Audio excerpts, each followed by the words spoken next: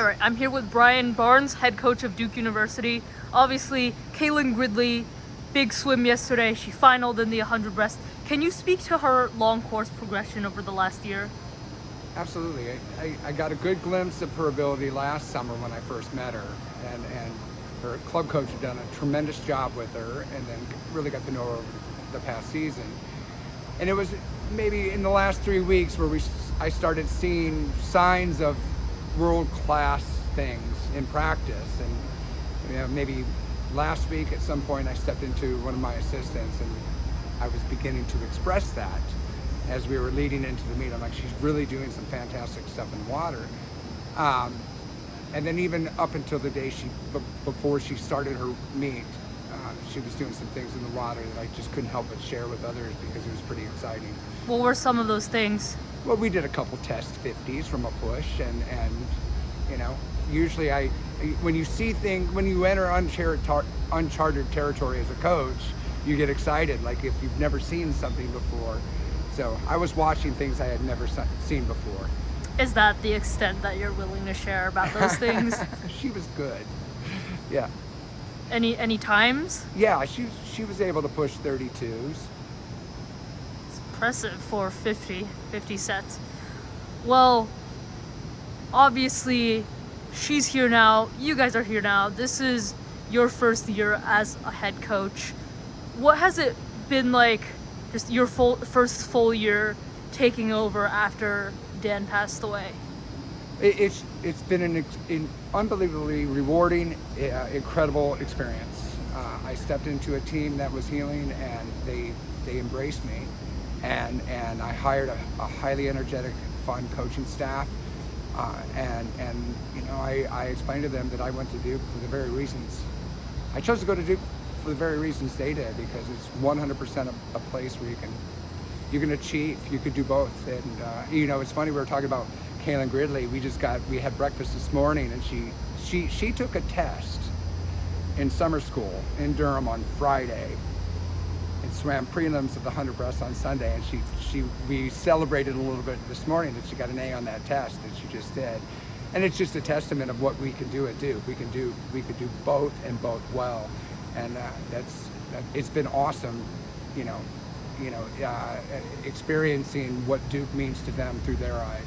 Yeah, that's definitely really impressive that she's still doing school right now. You really get the best of both worlds. It's awesome.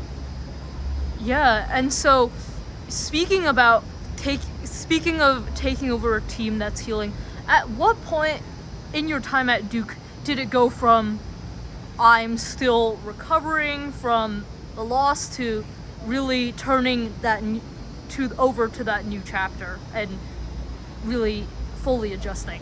Well, I just think people heal at different paces, and they grieve in different ways, and I would say some people have had to continue to grieve, and some people, the best way to describe it is they all dealt with it differently, and I can't say, I don't have an answer for that, because when you lose somebody close, it's who's to say how long you can get over something like that, especially with somebody like Dan. He's an amazing person, amazing coach, and absolutely loved by this team.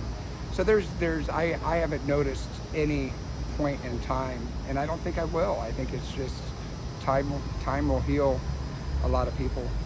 Definitely, and I'm sorry about his loss. But for you, when do you think you fully adjusted in that new head coach position?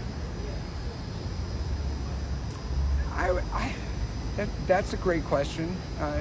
It's a hard question to answer too, just simply because I don't. I had to be patient, and I had to really listen to this team and relate to their experiences. But I do think there was, I think by the time we got to our training trip in Aruba, I think they started to really identify the direction of the program, or the direction that I'm leading it in, and And this was last season, the training trip? Yeah. Okay. Yeah, and so obviously you took over this team. you've been here for a year now. What do you think you've done as a coach that's working? Like specific things that you've implemented, because obviously a lot of your swimmers have seen great progression in short course and long course this season. Well, I think the whole staff, we've done a good job of just implementing a system, with a routine, a weekly routine, a seasonal routine, and really, I think that the student at Duke likes to know what tomorrow is, or when are we gonna go hard? When are we gonna work on 200? When are we gonna work on 100? When are we gonna do power? When are we gonna recover? And setting that up and holding true to that, I think, I really believe that routine is everything. I think if you get a collegiate student to establish a good routine and consistency, I think you'll find success in that. Yeah, I mean, you talk about routine and consistency, but the truth in swimming is that there's two types of swimming: the short course season and long course season, and your swimmers, especially your women, have been successful in both. How do you manage balancing that consistency with training in both long course and short course? Well, we didn't really change a whole lot. Like when we hit our long course training, I probably made those practices a little bit harder, but not more.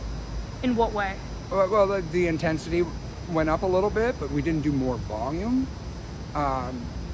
And quite honestly, I would say this summer we did. I removed a workout, so we went from 9 workouts a week to 8, and I focused on recovery. At times 3 times a week, and and I dialed in on performance, long course, and then short course. There's a far longer period for training blocks. So when you go long course, you don't have a longer window of training blocks after the NCAAs. So I was very deliberate with the approach there. But short course, you have longer periods. So we built in the fall much longer than we did in the spring. Mm-hmm. And you said this whole focusing on performance, taking out workouts, was that sort of part of like a taper for trials or anything like that? Yeah, it was just getting race ready is really how I described it. So, and then once again, they knew if it was a Tuesday, we were going to work on 200 and we were going to give it up. But they also knew it was going to be hard, but they also knew that if we were done in an hour and a half, we were done in an hour and a half. Sometimes it was 2 hours. It's just that we just really got, I'm a big believer in doing what you need to do, and yeah. And so working, you obviously have great assistant coaching staff.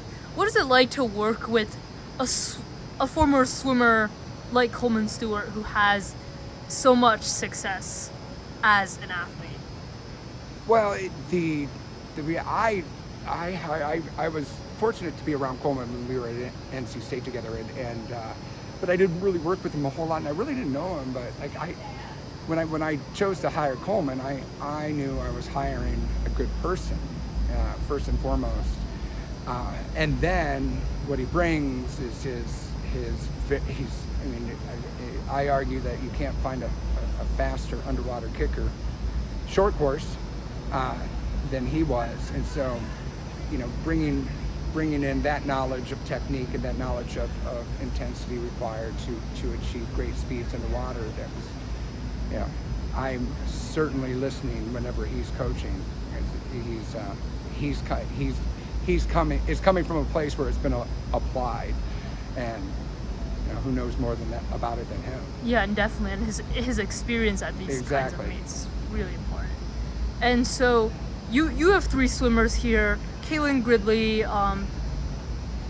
Tatum Wall, and you have a third one. Allie. Yeah, Ali Pfaff.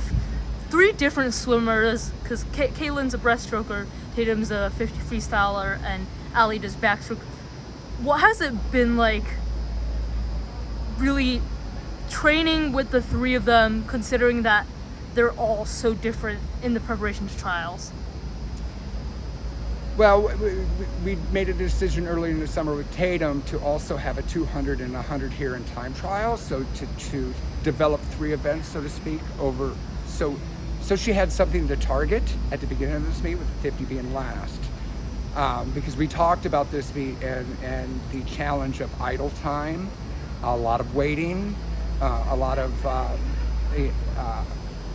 warming up, and so we talked about having something to target. So a lot of the training that Tatum did was very similar to what Allie did in her preparation for the 100 and 200 backstroke. So that was pretty consistent. With Kaylin, it was a little bit different, just simply because I think with breaststroke, intervals matter less than finding a good rhythm and a good pace and a good stroke count. And so there was a little bit of difference in her preparation. Yeah, and obviously it's all working out well with all the best times. You said Allie, she was finished 17th, and was way ahead of her seed. Kaylin Gridley dropped second over a year. The goals that you set for your swimmers, did they meet them at this meet? Well, I think it's at a meet like this, you come in and keep it simple.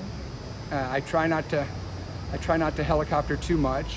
I want them to establish executive functions so they could, learn what to do in these circumstances and own their swims. But I'm sorry, I'm blank on your question. Oh, I guess I said, did they meet the goals that you set? Well, the goals were simple as well.